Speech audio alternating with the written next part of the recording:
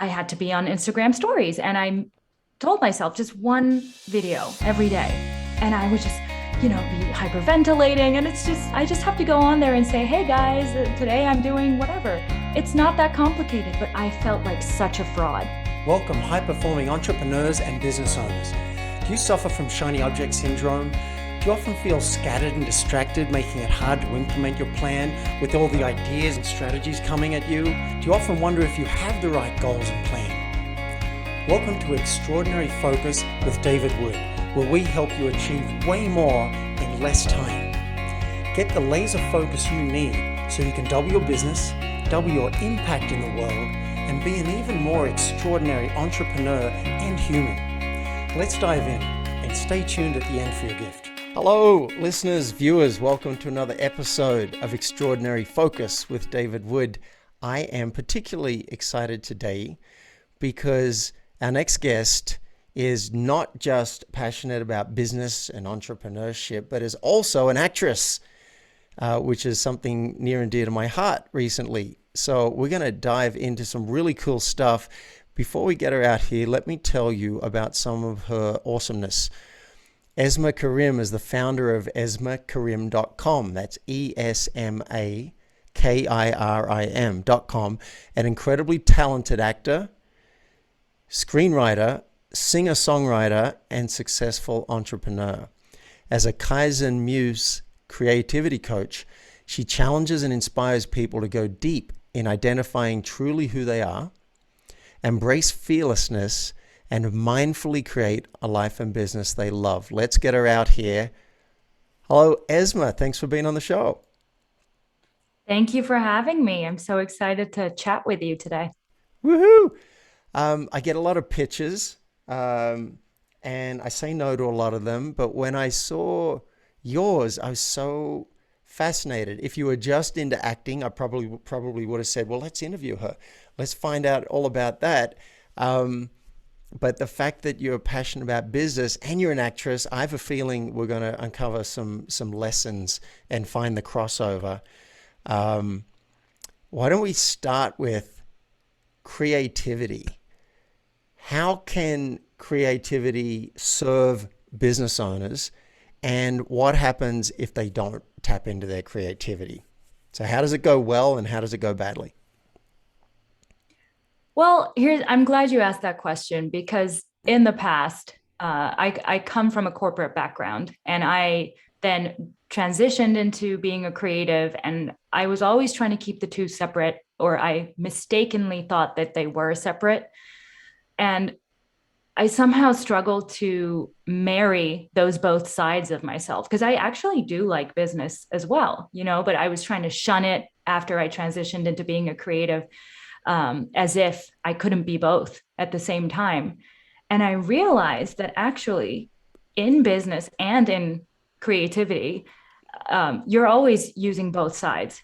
If you're an actor, you're essentially marketing yourself. There is a business side to it.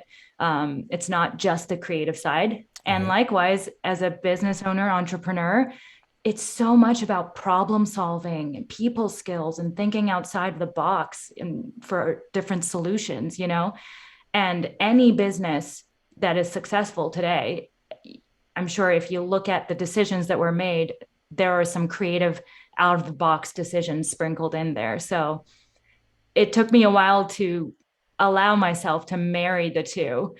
And then I realized that that's the strength. That's my strength. Yeah, okay. So this is starting to spark some ideas in me. So I can see that if you're a creative, you need business skills. And if you're an entrepreneur, you need creativity. And, I can see there might be some obvious things like, say, for a product, you might want to create something that doesn't exist for people or put a new slant on it. Like I've got a client who created an immunity product that had some ingredients that people hadn't caught on to yet. Then when people caught onto it, went viral. But I was also watching Friday Night Lights, this TV show I'm rewatching, and in it, they were trying to get the host football team to put them up in a better hotel, and they wouldn't do it.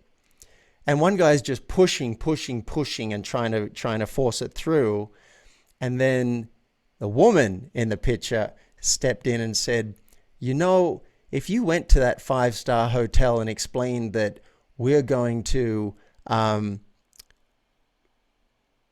sell out their concession stands and we're going to fill that hotel with all the people who come in to watch the football game, I bet they would give you a better rate. And boom, problem solved, right? So that would be an example, right, where you get creative and look at how we can do it.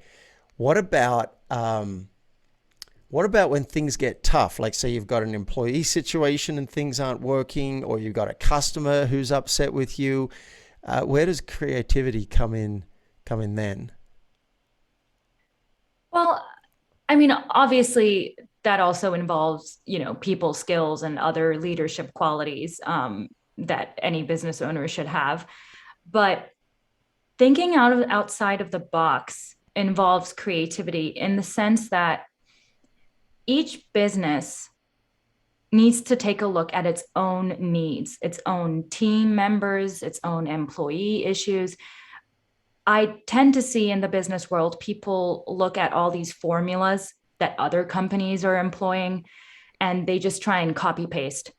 And that's where the creativity needs to come in. You need to look at your specific team, the team dynamics, what product you're selling, what your marketing strategies are, and take the tried and true methods, but then tailor them to yourself. And that's where the creativity comes in. And I think that's also part of being a good leader.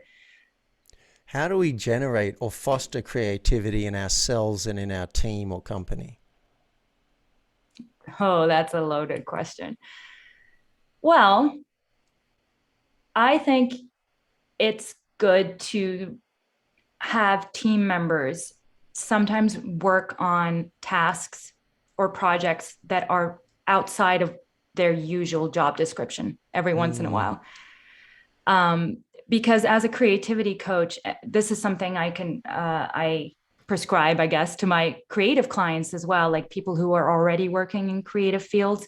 Let's say you are a songwriter, a musician, and you're feeling a little stuck, uninspired, unmotivated, as can happen to your employees in a business. Um, Sometimes just starting up a new hobby, a different creative hobby, like again, if you're a songwriter, painting, for example, it's completely has nothing to do with music, can spark something in you. Maybe the colors you use can lead to some inspiring discovery, and which you can then apply to your songwriting.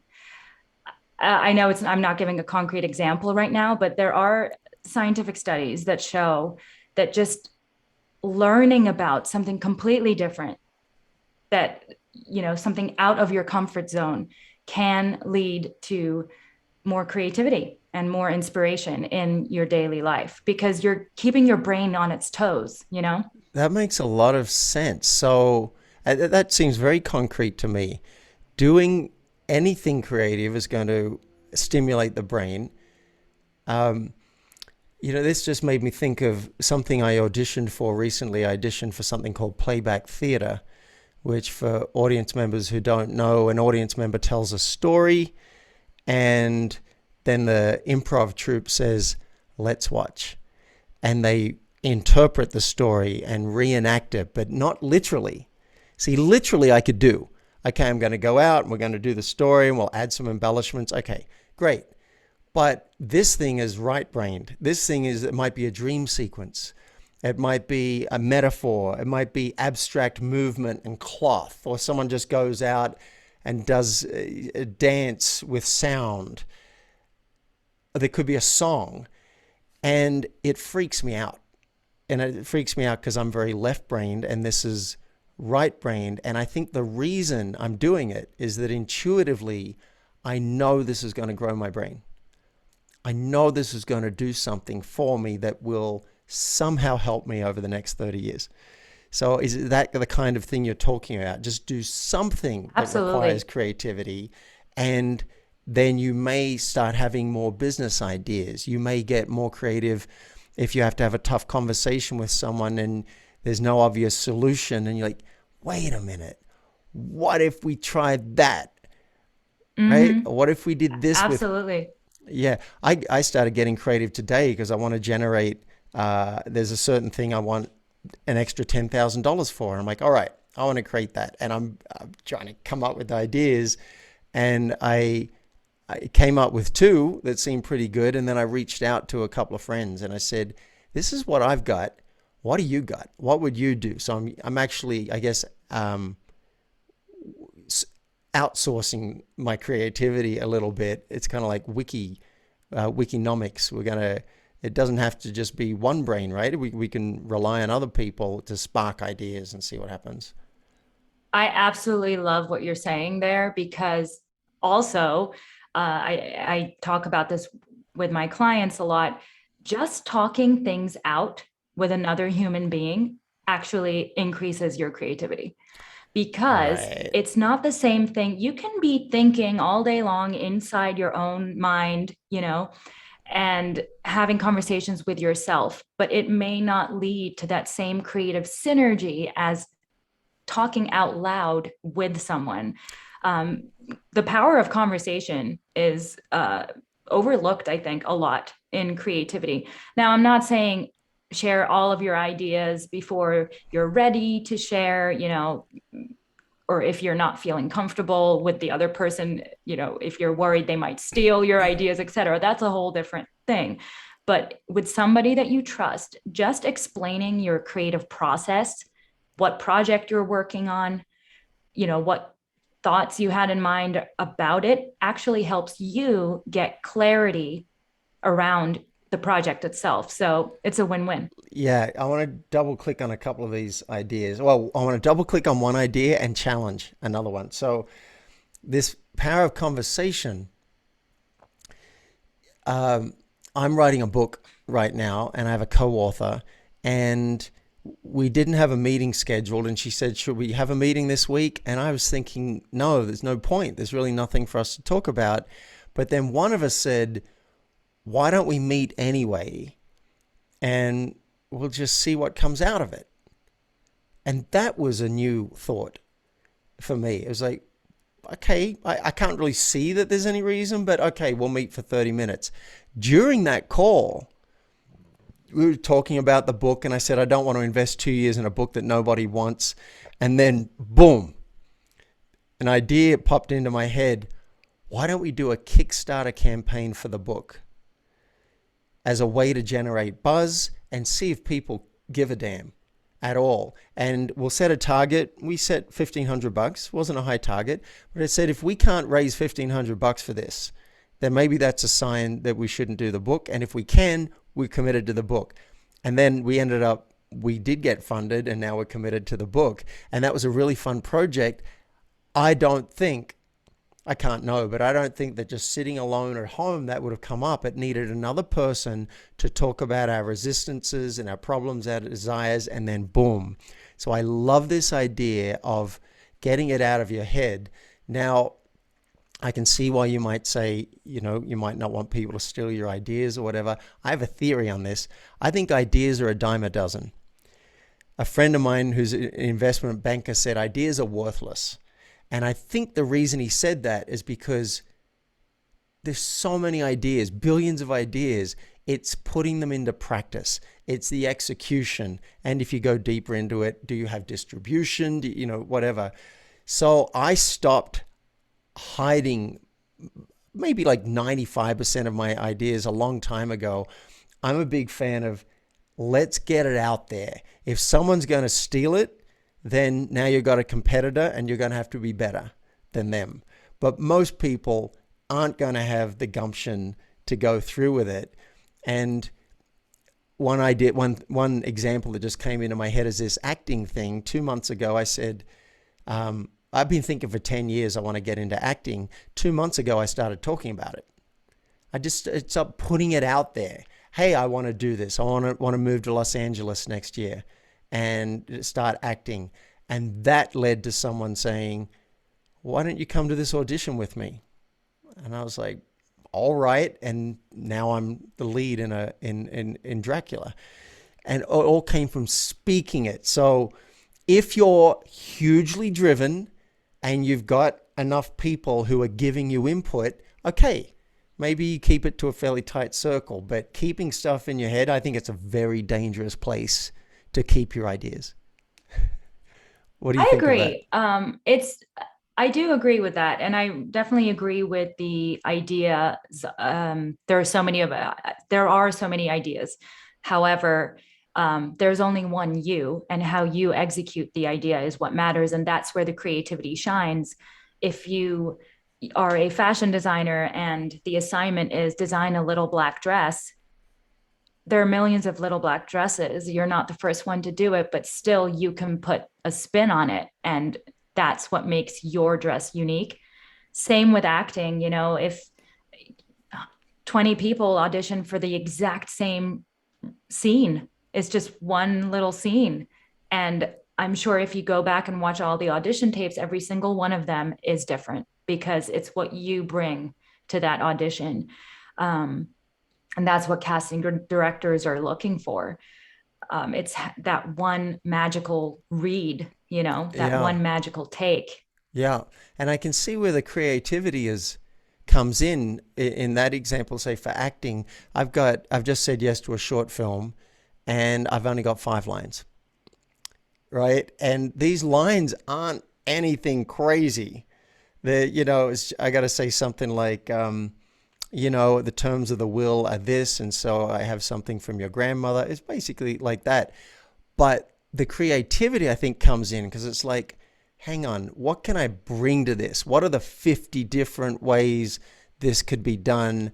What if this dude was super emotional, like he's joyful, and I'm making this up right now, joyful and trying to keep a professional face on it, or maybe it's wistful. He wishes it was him. I don't know, but I can see how I've got to get creative because I want to use the footage for my show reel. And if I'm just basically doing some deadpan line, like who wants to see that? Unless that's exactly what it's called for. Where does And permission come? sometimes that is what it's called, but sometimes it is just one deadpan line, and that's okay too. As actors, you got to start somewhere, and sometimes the roles are just one line, but Right, just with a neutrally more delivered. meatier role, in a more meaty role, like there's so much you can do. What am I feeling in this moment? What am I trying to achieve Right. by saying this sentence? Like, am I trying to blame the person that I'm talking to? Am I trying to encourage them? Like, if you say the same line with different intentions like that, so much can change. Yeah. I woke up this morning and ran the lines of Dracula through my head, and some new stuff came out. Like, just in my head, I was like, oh, I could go right up to the person and be right in their face and try that. Or it could be, I'm angry because, and I came up with an imaginary situation that would actually really annoy me, really have me angry. So, yeah, I can see how creativity comes in. Where does permission fit into this? Because you've talked about permission in the past, and how important is it when it comes to creativity? It's so important. I mean, I think everybody is a creative. Every single person is a creative person. It's whether they give themselves the permission to go there or not. With your improv example, you mentioned, oh, you freak out about it Yeah. because your right brain is so uncomfortable with going there because you don't know what's going to come out of you. It is very scary. And in tough acting scenes, I've personally experienced this as well. There's a part of me that's just resistant, that's too scared to go into the depths and just see what comes out because I don't know, maybe I'm going to get so emotional that I'm crying and I'm throwing stuff. And it's hard to let go and allow yourself to see where your creativity takes you, essentially. So permission is key. And oftentimes that's what I'm working on for 5, 6 sessions with my clients before we can start seeing any movement or mindset shift, because they don't think they don't even call themselves an artist, for example. Just saying I'm an actor or I'm a singer can feel so stressful when you come from a corporate background, let's say, and maybe you're transitioning into a creative field, or you want to try your hand out at something creative. Um, Wow, let me it's jump in. speaking it. I want Yeah. to unpack some of this. There's three different things I got out of that. Firstly, my mind got blown a little bit because when you said, as an actor, you may not give yourself permission to go there. And I'm sure this isn't conscious, right? This is just, you're just not going there. And because maybe you get into the depths. I was outside today and I was imagining doing the Meissner repetition exercise with somebody where you just keep going back and forward. And I'm often frozen. I'm often quite frozen and I don't want to be frozen. It's annoying. And Yeah. I got You get angry. stuck in your brain. I got angry just imagining the exercise. I started to get angry. And as I kept going and imagining it, beyond the anger was frustration and sadness and tears. So I'm starting to see why maybe I don't want to let myself go and get angry because there could be other things beyond that. So that was wild. I love that you said that. And then you said, and I'll paraphrase, people don't declare. They don't declare that they're a creative. They don't declare that they're a songwriter or a painter or an actor. For me, it was 10 years. I probably told two people over 10 years that one day I'd like to do acting for a year or two and full time. Probably told two people. And I'm a life coach. I'm Mr. Self-Expression. I just kept it to myself because like, oh, what if I don't do it? And blah, blah, blah, blah. And finally, when I did start to speak it, all of this stuff started to happen. Now I'm willing to say, I've never said it on a podcast, but I'm going to say it for the first time. I am a professional working actor right now. There you go. I'm getting paid for this production. So I am a professional working actor. It's edgy to say that, but I'm going to I dive in. love that. And I hope listeners, if I can say that here on this podcast, then what could you start saying? I am this. I am a musician. You know, maybe you just dabble in the guitar. That makes you a musician.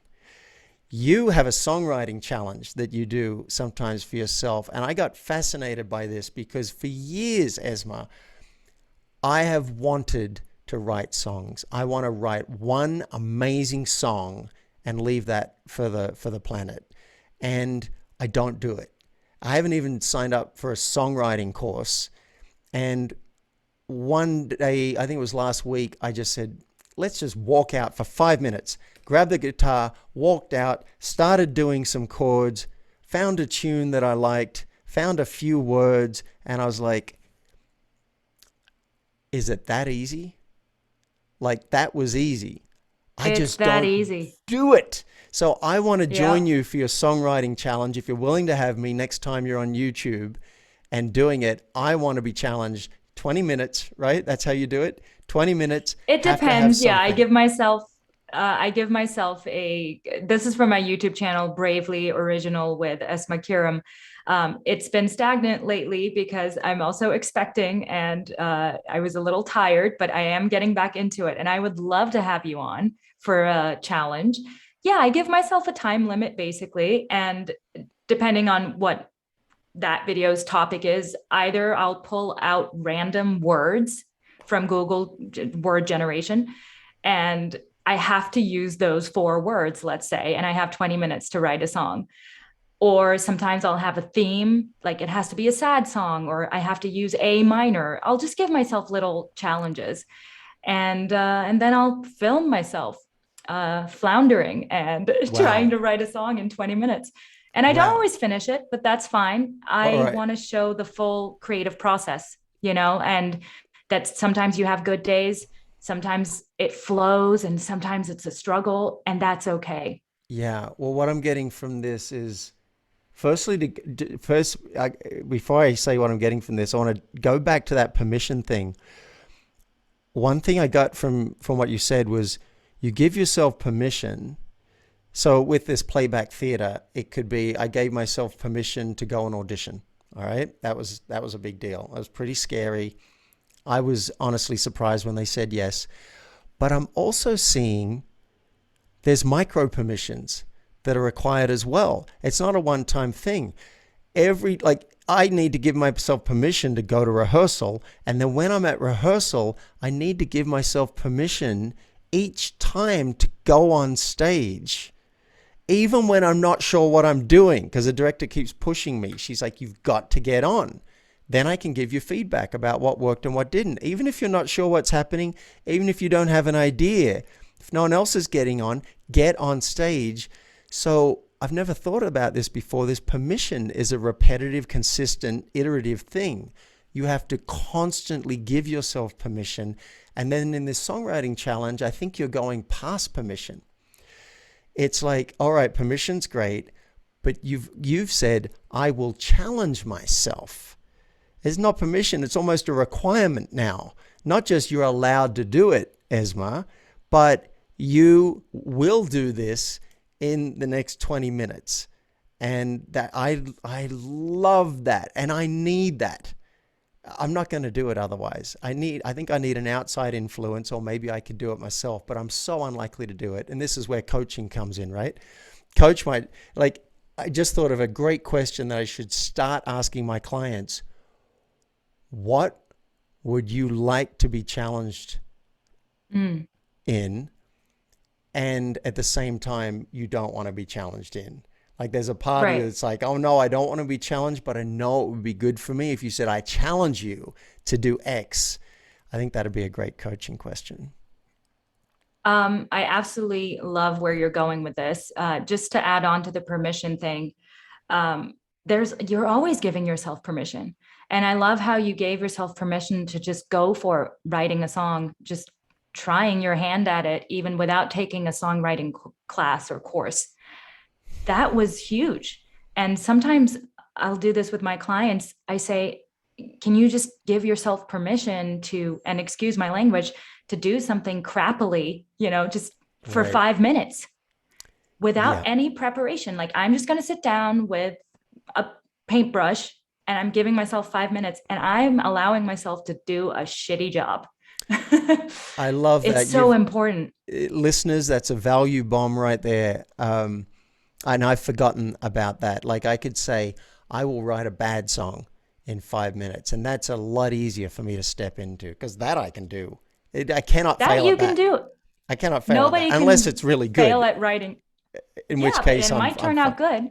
Yeah, But if you don't start somewhere, you can always go edit your bad song. yeah, But yeah, if you don't have a song to edit, you don't have a song. So I love the little 5 minute, I'm just going to do a crappy job yeah, yeah. challenge. Look, I take 5 minute breaks. No, no, I say I'm going to take 5 minute breaks. It's more like a 2 minute bathroom break, and then I'm back to work. But I set the timer 25 minutes and then take a break. For that break, I'm going to do this. I'm committing, I'm writing it down right now. I'm going to put the guitar stand and guitar by the door where I usually go to take my break. I can pick up the guitar and give myself 3 minutes to write a song. Boom. And do that just for fun. So I'm committing to that right now. And I'm also going to send you a booking link so that we can schedule our songwriting challenge. Tell Love us, it. before I let you go, I want to know, are there any other lessons that you've gotten from acting? No, before that, I want to know, is there anything you're currently doing acting wise? Are you putting yourself out there for auditions? Are you doing a play? How's your acting life look right now? I want to know just from my own curiosity.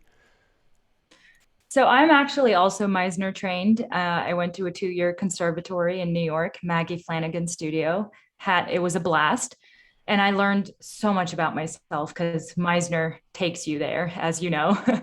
um, and then I graduated and I was so excited going on auditions, writing my own TV show with a friend, writing a short film, which I was going to film in LA, and then pandemic. So it kind of threw everything off kilter for me. And then I also got pregnant. So it's just been a lot of Wow. transition and change. So it's kind of on pause right now. However, once baby's out, I really do want to go back to LA and film my short film that I'm working on. And because it's written, but everything is there. I just have to go film it and not be pregnant. So, and which actually it deals with a lot of these themes that we're talking about, imposter syndrome, like who am I anyway? Can I do that? Can I go after my dream? No, is it too crazy? Just a lot of things that I think women and men struggle with. Yeah. Well, you asked me about imposter syndrome in our pre-interview call, which was like a month ago or something like that. You got me thinking about it so much that I put a post-it note on my monitor, which has been there since then. Here's my post-it note. And I started really going into it, and I wrote down five separate areas, one, two, three, four, five separate areas of my life over the course of my life where I have felt like an imposter. And the short version that I got out of you just asking the question, how did you go and audition for Dracula? What I got is every new thing you do, you are going to feel like an imposter in it. Pretty much. Whether it's picking up a guitar and like, oh, I suck at this. God, I can't even do a chord. And someone says, oh, can you play a song at our party? You're like, are you kidding? I can't do. Every single thing that you do, for me, it's been guitar, and I was a professional entertainer for a while, and I sucked at singing, I got to tell you. And then coaching. Every coach feels like an imposter when they start. And then speaking on stage. Oh my God, the terror. They're going to find out that I just suck. And then improv, stand-up comedy, and now acting. Okay, it's more than five. But what I got from it, here's my theory, is when you feel like an imposter, that's a sign that you might be in the right place because it's something new. And that's just how it goes. And the trick to handling it is realizing that that's just how it goes. It's okay to feel like, oh my God, I don't know what I'm doing. Do that enough, and eventually you get to a point where, like now in the play, I've got 3 performances under my belt. We've done it 3 times for a live audience. That third time was the first time I really had some fun. Right? Yeah. After 5 weeks of Repetition. rehearsal, the audition process, some coaching, and then the first and the second, now I'm having a good time, right? So if I can offer that to listeners, it's okay to feel like you don't know what the hell you're doing. Don't use the measuring stick. You don't want it to be like, if I'm feeling really good doing it, then that's how I know I'm in the right place. No, that just means you're That's why really good at it. this is why my brand is called Bravely Original, because I just want to constantly underline the fact that it's normal to feel fear, and the expectation to not feel fear when you are trying things or being a creative, that's what's wrong. Like, it's weird to expect that from yourself. In fact it's a bit weird, like maybe you're a sociopath if you feel nothing when you're trying something new. So it's okay to feel fear, and you can do it anyway. Like, I will actually say that to myself sometimes when I'm feeling very scared. Yeah. I remember being on the verge of tears before going on Instagram stories, for example. I know this is a silly little example, but for my business, I'm a creativity coach. I had to be on Instagram stories, and I told myself just one video every day. And I would just, be hyperventilating. And I just have to go on there and say, hey guys, today I'm doing whatever. It's not that complicated, but I felt like such a fraud. Wow. Like, Even who as an am I actor, to do this? even as an Yes, actor, you feel, it felt so weird. And wow. then now I can just go on there and talk for hours. I do IG lives, so it does take practice. And I don't even remember why I was afraid. So I I love love that. that. Yep. So the goal is not, I think for many people, the goal, even though they subconsciously, the goal is to stay comfortable. For many people, that's the goal. And if you get anything out of this interview, listeners, I hope it is that you can have another goal, which is to find your edge and ride it.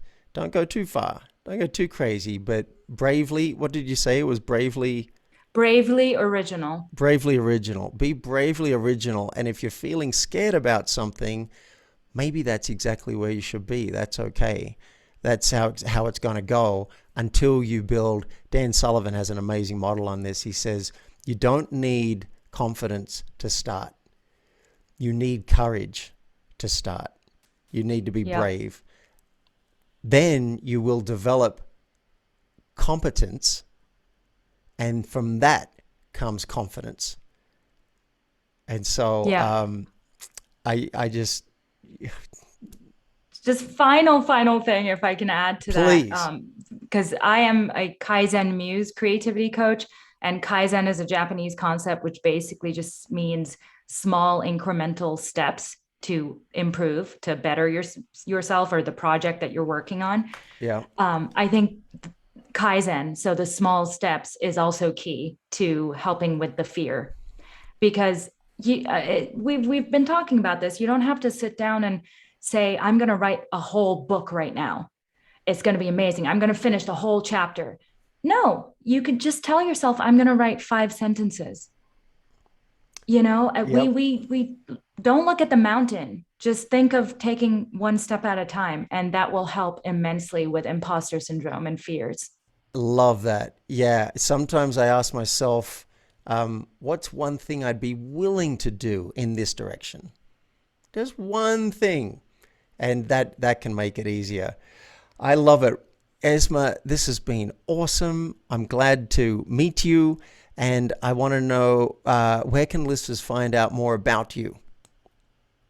So on my website, esmakirim.com, and also my Instagram, I'm just Esma_Kirim.